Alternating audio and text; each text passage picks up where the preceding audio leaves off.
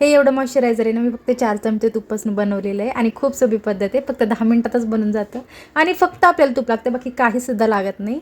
आज माझी कामं आहे ना खूप लवकर आवरली आणि आज तर स्वयंपाक पण नाही करायचा, कारण ते तर तुम्हाला पुढं सांगतेच. आधी कपडे वगैरे धुवून घेतले, नंतर मग भांडी थोडीच पडलेली होती नाश्त्याची, तर ती घासून घेतली आणि आईला इथे ना फ्रूट करून देते मी, कारण की आता खंडोबाचे संडे आहेत ना, म्हणजे रविवार उपवास असतो त्यांना आणि आता त्यांनी निघालेत लग्नाला जाण्यासाठी. मला पण चल म्हटलेलं आहे, पण माझी काही इच्छा नव्हती लग्न अटेंड करण्याची.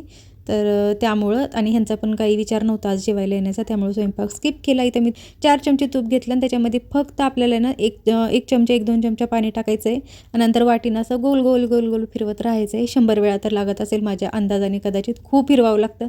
जोपर्यंत जी कन्सिस्टन्सी असते ना, एकदम तेलकट वगैरे जे असतं ना, ते पूर्णपणे निघून गेलं पाहिजे आणि जी असं क्रीमी असते, एकदम क्रीमी, बिलकुल पण चिपचिप वगैरे नाही राहणार, असेच टेक्स्चर येईपर्यंत ना आपल्याला त्याला फिरवत राहायचं आहे.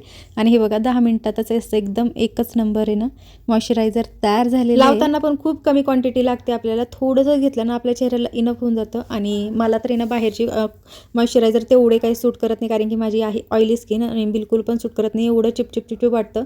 पण हे मॉइश्चरायझर बिलकुल पण तुम्हाला चिपचिप वगैरे वाटणार नाही. व्हिडिओ आवडला तर व्हिडिओ लाईक करा आणि चॅनलला सबस्क्राईब करा.